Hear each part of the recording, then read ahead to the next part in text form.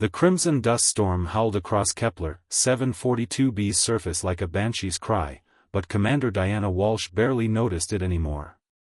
After 15 days of hiking through this hell, the constant screaming of the wind had become white noise. Her combat suit's integrity was holding at 63%, not great, but enough to keep the caustic atmosphere from dissolving her lungs. Ranger 6, this is Command. Status report. The voice in her helmet was Lieutenant Harrison's, crisp despite the distance. Diana allowed herself a small smile. Even 7 light-years from Earth, military protocol remained unchanged. Terrain's rough but passable, she reported, scanning the horizon through her suit's enhanced vision mode. Signals getting stronger. Whatever brought down the Hyperion scout ship, we're getting close. Her 8-person team moved like shadows across the rusty landscape, their chalk-white combat suits a stark contrast against the blood-red rocks. They were the best of the best, interstellar rangers, humanity's first line of defense in deep space exploration. The signal had appeared 3 weeks ago, a pulse of energy unlike anything in human or known alien records. When the Hyperion went to investigate, it vanished without a trace. Now Diana's team was here to find answers, and hopefully survivors. Movement, 2 o'clock. Private Rodriguez's voice cut through the comm channel. Diana's hand instinctively tightened on her pulse rifle as she turned. Through the swirling dust, something massive shifted among the rock formations.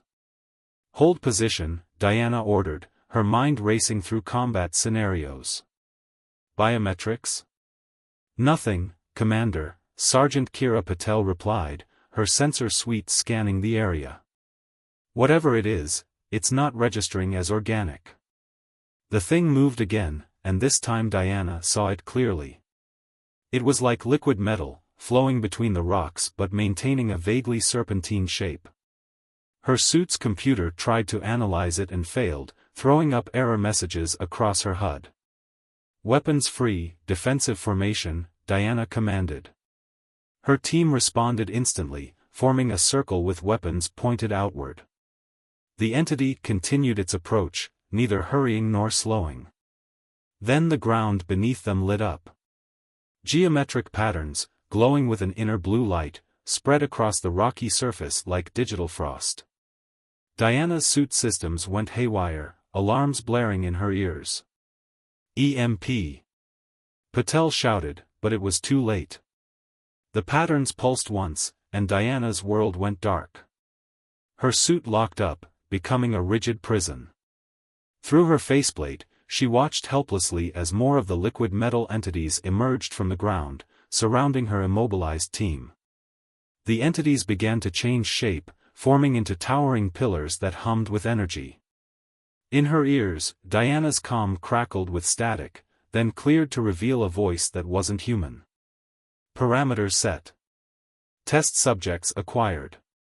Initiating separation protocol. The ground opened beneath them like a mechanical flower, each petal taking a different member of her team in a different direction.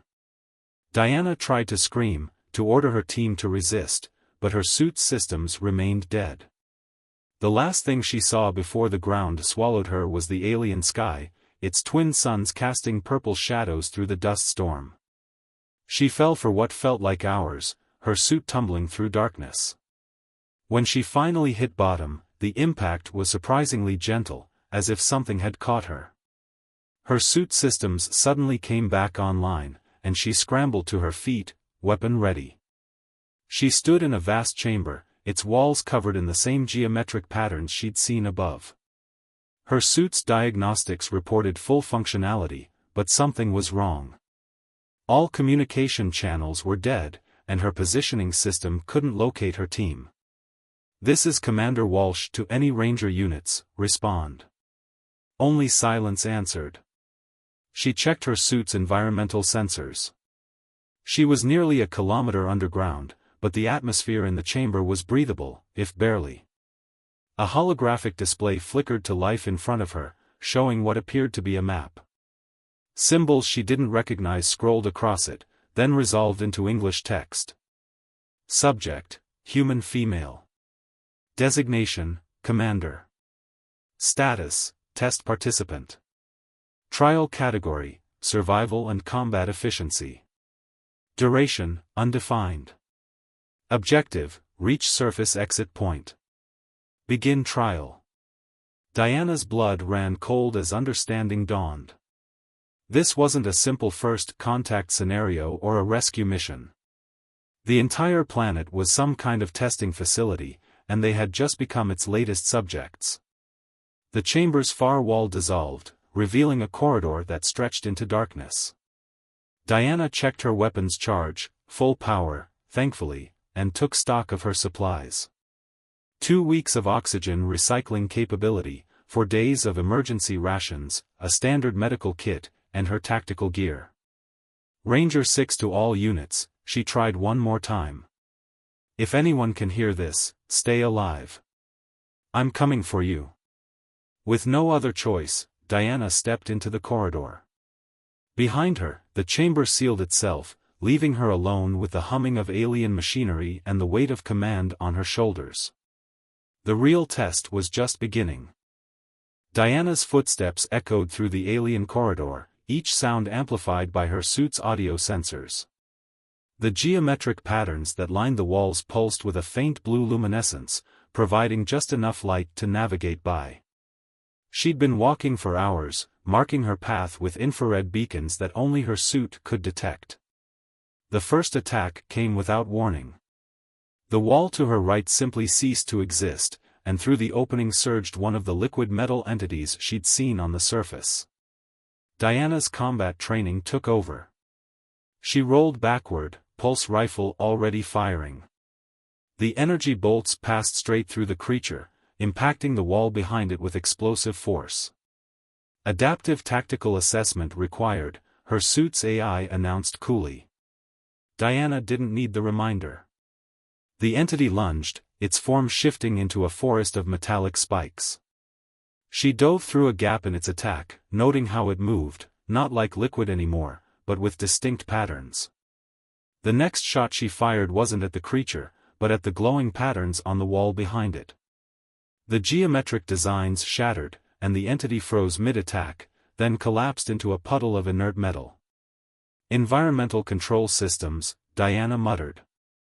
They're not independent entities, they're extensions of the facility itself. She quickly photographed the remains with her suit's camera. The knowledge might save her life later. As she pressed deeper into the facility, the environment began to change. The temperature dropped steadily, and the walls developed a crystalline frost. Her suit compensated automatically, but Diana knew it was another test. The facility was measuring her adaptability. A distant scream echoed through the corridors, human, male, filled with terror. Diana broke into a run, following the sound. "This is Commander Walsh. Report position." The scream cut off abruptly, replaced by a mechanical voice, observing subject response to emotional stimuli. Noting prioritization of group survival instinct over personal safety. Diana stopped running, her jaw clenched. "Playing recordings to manipulate me? Fine. 2 can play at that game." She pulled up her suit's schematic of the path she'd marked. The screams had drawn her toward a junction she hadn't explored yet, but the pattern of the corridors was becoming clear. The facility wasn't random, it was a maze designed to filter its subjects toward specific areas. By marking her path, she'd begun to see the larger picture. Each challenge was positioned to test different aspects of human capability. A holographic terminal materialized in front of her, displaying scrolling alien text that transformed into English. Subject demonstrates pattern recognition and strategic analysis.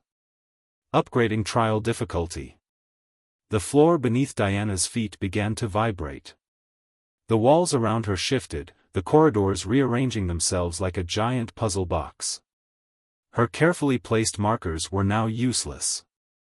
But before the walls finished moving, she caught a glimpse of something that made her heart race, a human boot print in the crystalline frost, heading east. She wasn't alone down here. At least one other member of her team had survived and passed through this section. The print was fresh, the disturbed frost still reforming. The facility's voice returned, subject exhibits advanced observational capabilities. Introducing environmental hazards. The air itself began to change, taking on a greenish tinge. Diana's suit sensors screamed warnings, the atmosphere was becoming increasingly toxic. Even with her filters, she had maybe an hour before the concentrations became lethal. But now she had a purpose, a direction. Someone from her team was ahead of her, and they might not have the protection of a fully functional suit. The facility wanted to test her limits? Fine. She'd show it exactly what a human commander was capable of when her people were in danger. Diana checked her weapon charge, verified her oxygen reserves, and started running. The boot print had been Sergeant Patel's size, the team's tech specialist. If anyone could help her understand this facility's systems, it was Patel. The corridor ahead split into 3 paths. The left path glowed with inviting blue light, clearly marked in English, atmospheric safety zone. The middle path was dark and seemingly empty. The right path crackled with visible energy barriers and obstacles. Diana smiled grimly and turned right. Patel would have gone this way, not because it was hardest, but because the energy barriers meant power systems, and power systems meant information. As she approached the first barrier, her suit sensors detected something new, a faint radio signal, barely stronger than background radiation. It was encrypted, but she recognized the pattern. Standard Ranger emergency beacon. "Hold on, Sergeant," Diana muttered, activating her suit's electromagnetic deflectors. The test subjects are about to compare notes. The first energy barrier sizzled against her suit's defenses, but she pushed through. Behind her, she heard the liquid metal entities forming again, giving chase. But they weren't what worried her. Somewhere ahead, the facility was preparing its next challenge, and Diana had a feeling it wouldn't be pleased about its subjects working together. The beacon grew stronger. She was getting close. The facility's voice returned, this time with a note of what almost sounded like concern. "Warning, subject cooperation violates test parameters. Initiating containment protocols." The corridor ahead began to seal itself, panels of alien metal sliding into place like a closing iris. Diana broke into a sprint, diving through the narrowing gap. She rolled to her feet in a large chamber, and found herself face to face with Sergeant Patel, who had her own pulse rifle aimed straight at Diana's head. "Commander?" Patel's voice was hoarse, her suit damaged but functional. "Prove it's really you." Instead of answering, Diana held up her left hand, displaying the small tattoo on her wrist, a chess piece, a knight, that all members of their squad had gotten after their first successful mission together. Patel lowered her weapon, her relief visible even through her scratched faceplate. "You have no idea how glad I am to see you, Commander. Because I think I know what this place is, and we're in serious trouble." Around them, the chamber's walls began to glow with increasing intensity, and the facility's voice spoke again, this time in stereo. Multiple subjects converged. Initiating enhanced evaluation protocols. Beginning Phase 2. "They've been doing this for centuries," Patel explained as she worked on the alien terminal, her fingers dancing across the holographic interface. Her damaged suit wheezed with each breath, but her voice remained steady. "This facility isn't just a testing ground, it's a galactic filter." Diana kept watch at the chamber entrance, pulse rifle ready. The liquid metal sentinels hadn't followed them, but she didn't trust the silence. A filter for what? For spacefaring species. Patel's voice was grim. "I found records while I was trying to access their systems. When a civilization reaches a certain level of technological advancement, this facility draws them in. Ships, crews, whole expeditions, all of them brought here to be tested." The chamber's walls flickered with projected images, alien creatures of various forms, all in situations similar to their own. Diana watched as each faced challenges, fought, survived, or died. How many? Thousands of species. But here's the thing, Commander, we're different. Most species they test are uniform in their reactions. Predictable. Humans. Patel pulled up another display. We're chaos elements. Every human they've tested has approached the challenges differently. It's fascinating them. And the Hyperion? The ship we came to find? Patel's hands paused over the interface. Gone. But not destroyed. Look at this. She brought up a new image, a massive underground hangar filled with spacecraft of various designs. They keep everything they collect. Ships, technology, specimens, it's all data for their analysis. A low rumble shook the chamber. The facility's voice echoed around them, subject information acquisition exceeding acceptable parameters. Initiating purge protocol. They don't like that we're accessing their records, Diana said, helping Patel disconnect from the terminal. What else did you find? Give me something we can use. The facility runs on quantum networks, interconnected but independent systems. That's why it can keep rearranging itself. But there's a central core. Patel projected a map from her suit's computer. Here. 20 levels down. It's where all the data feeds back to, where the real intelligence behind this place lives. The chamber's exits began to seal themselves, but not before Diana spotted movement in the corridor, more liquid metal entities, but different now. They were forming into humanoid shapes, mimicking Ranger combat suits. They're learning, Diana muttered. Adapting to fight us more effectively. How long until your suit's oxygen gives out? Maybe 4 hours, Patel checked her systems. The filtration unit is failing. Diana made her decision. Then we go down. All the way down. If this place wants to study humanity, we'll give it a lesson it won't forget. They moved quickly through the facility's shifting corridors, using Patel's stolen data to predict and avoid the worst of the security measures. But the facility was learning, changing its patterns, becoming more unpredictable. They found the first body in a sealed chamber, not from their team, but human nonetheless. The suit design was decades old, the remains preserved in the controlled atmosphere.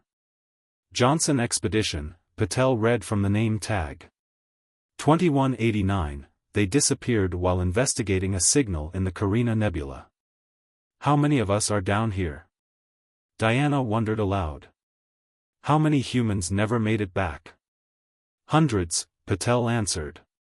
But we're the first to figure out what this place really is. The others were kept isolated, tested individually. The facility didn't expect us to find each other, to share information. They reached a vertical shaft that plunged into darkness. Diana's suit sensors indicated it went down at least a kilometer. The walls were lined with the same geometric patterns they'd seen throughout the facility, but here they pulsed with red light instead of blue. We'll have to climb down, Diana said, checking her suit's magnetic grapples. Stay close. If they try to separate us again. Commander, Patel interrupted, her voice tight. Look at this. She pointed to a section of wall where the patterns were different, not geometric, but organic, almost like circuit boards. These patterns, they're not just for show. They're code. The whole facility is one giant computer, and these are its thoughts made visible. The facility's voice returned, but different now, multiple voices speaking in harmony. Humans demonstrate unprecedented information sharing and cooperative problem-solving capabilities.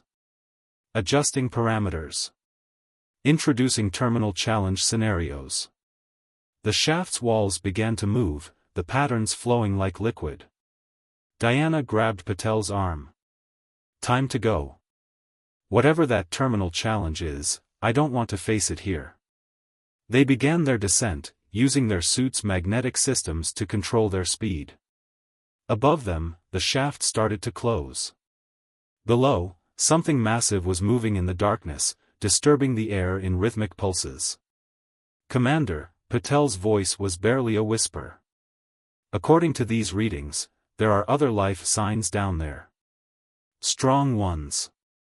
I think we're not the only test subjects still alive down here." Diana checked her weapon charge, 68%. Not great for what she suspected was coming. "Sergeant, I need you to do something for me. Access any facility controls you can reach. When I give the word, override everything you can. Environmental systems, security, all of it. That'll drain my suit's power completely," Patel warned. "In this atmosphere. Trust me." Diana's mind was racing, forming a plan. They want to study human behavior? Let's show them why you don't trap humans in a corner. The thing below them moved again, closer now. Diana's suit sensors were going crazy, trying to analyze whatever was approaching. Through the darkness, she caught glimpses of metallic tentacles, each one larger than a transport ship, intertwined with organic matter that pulsed with its own light. "Commander," Patel's voice shook slightly. "I think I know what happened to the other test subjects that didn't make it out. They didn't all die. Some of them were used to make that thing." The facility's voice echoed one final time, beginning synthesis trial. "Preparing for species integration protocol." Diana raised her rifle, its light illuminating the horror rising to meet them. "Ready for my signal, Sergeant. Let's teach this place what humanity's really capable of." The creature ascending the shaft was an impossibility, a fusion of organic tissue and liquid metal, its massive form constantly shifting between states. In the beam of Diana's rifle light, she could see faces forming and dissolving in its surface, some alien, some disturbingly human. "Patel, what are our options?" Diana's voice remained steady despite the horror before them. "The facility's trying to merge successful test subjects into some kind of collective consciousness." Patel's fingers flew over her suit's interface, accessing stolen data. "That thing is the result of centuries of experiments. But Commander, it's not just a weapon or a monster. It's a new form of life they're creating." The creature reached for them with appendages that shifted between tentacles and human arms. Diana fired, her pulse rifle's energy bolts burning through the liquid metal but having no effect on the organic parts. Life that can adapt to any environment, survive any challenge, Diana realized. "They're not testing us, they're harvesting us. The best traits of every species they capture, combined into one perfect organism." "Exactly," Patel confirmed. "And humans, we're the missing piece. Our adaptability, our creativity, they want to add that to their creation." Diana watched as the creature learned from each shot she fired, its liquid metal components forming shields to deflect her weapon's energy. They were running out of time. "Signal strength is getting stronger," Patel reported. "The core must be just below us. But Commander, my suit's oxygen is at critical levels. 20 minutes at most." Diana made her decision. "New plan. You said this whole place is one big computer? Then let's give it a virus it can't adapt to." She switched to their private comm channel. "Remember that training simulation that crashed the entire Academy's system?" Patel's eyes widened behind her faceplate. "The paradox loop? Commander, that's insane. We'd need direct access to their core processing unit, and even then. We've got something better than access. We've got their perfect organism, their precious collective consciousness, connected to every system in this facility." Diana gestured at the approaching monstrosity. "And it wants to connect with us." Understanding dawned in Patel's voice. "A Trojan horse. But Commander, if we let it connect with our suit's systems, we'll only get one chance." Diana's mind raced through the possibilities. "Can you modify our suit's basic operating protocols?" Make them run an infinite loop of contradictory commands? Yes, but... Patel hesitated. The feedback would fry our suit's systems completely. In this atmosphere. Better than becoming part of that thing. Diana fired another burst at the creature, buying them seconds. Do it. Set it to activate on neural interface connection. The creature was almost upon them now, its massive form filling the shaft below. Faces formed in its surface, their lost teammates, previous test subjects, aliens they'd never seen before, all screaming silently. Ready, Patel announced. Commander, it's been an honor. Save it for later, Sergeant. We're not done yet.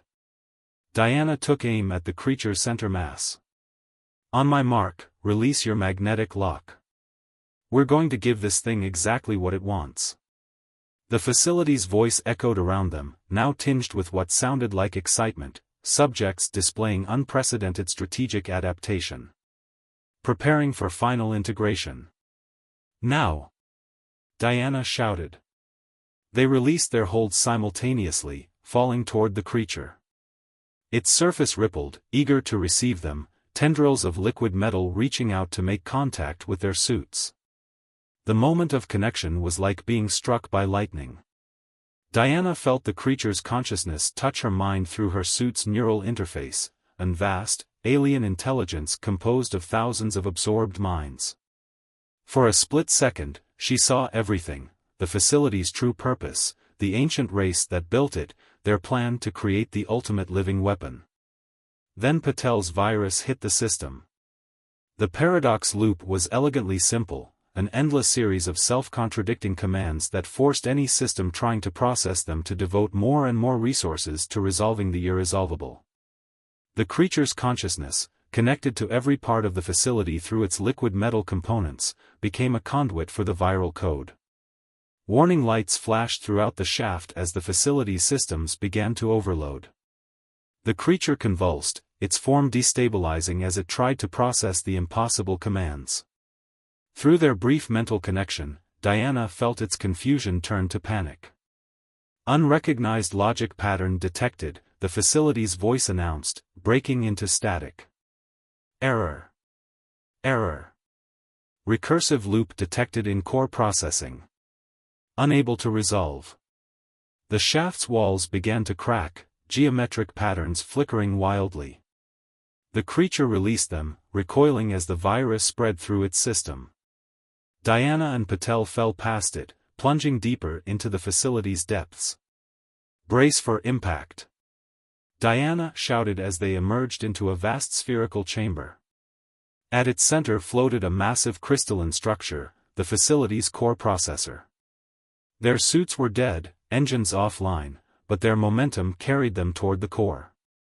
As they fell, Diana saw the liquid metal components of the creature above them beginning to disintegrate, the virus spreading through every connected system. The facility's voice became a cacophony of overlapping errors and warnings. They slammed into the core's surface with bone-jarring force. Through her cracked faceplate, Diana saw Patel pull something from her suit's emergency kit, a plasma cutter, meant for emergency repairs. If we're going to die here, Patel gasped, her oxygen nearly depleted, we might as well make it count. Diana smiled grimly, pulling out her own cutter. Couldn't agree more, Sergeant. Let's show them why you don't underestimate human beings. Above them, the facility continued to tear itself apart, and the core's crystal surface began to pulse with increasing intensity. They had minutes at most before either the atmosphere or the facility's collapse killed them. But as Diana activated her plasma cutter, she knew one thing for certain: this test was about to have a very unexpected result. The core's surface began to crack under their tools, and through the fissures, Diana saw something that made her heart race, a light that shouldn't have been there, and a familiar shape in the darkness beyond. Through the crack in the core's crystalline surface, Diana saw something impossible: the Hyperion, preserved perfectly in a massive hidden chamber.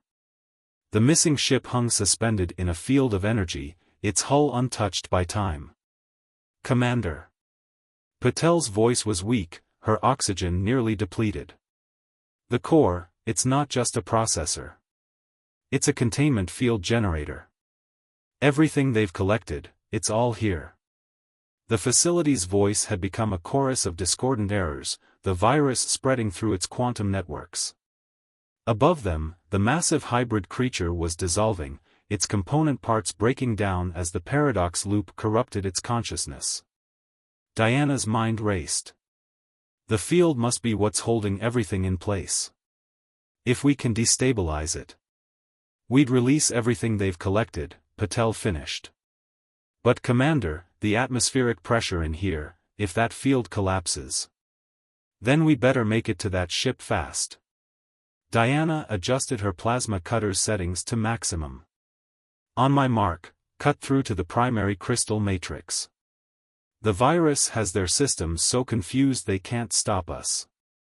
The core's surface was fracturing, lines of power pulsing erratically beneath the crystal.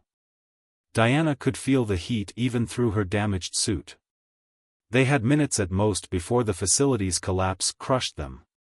Warning, the facility's voice glitched. Core breach imminent. Containment protocols failing. Test subjects demonstrating unprecedented system disruption capabilities. They still don't understand, Diana muttered, positioning her cutter. This isn't about capabilities.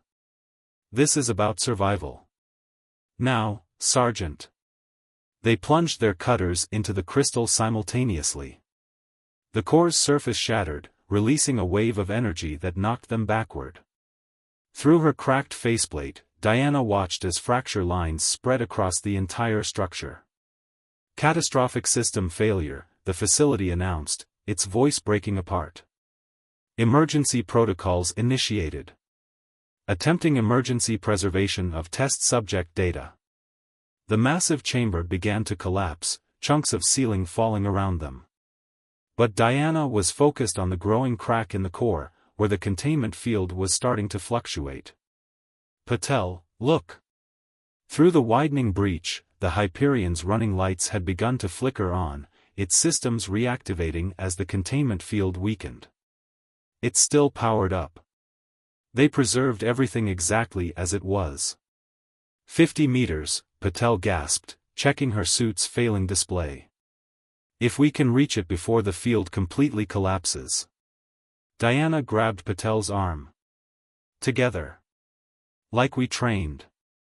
Use your suit's magnetic grapple, one shot is all we need. They aimed their grapples at the Hyperion's hull, praying the mechanism still worked.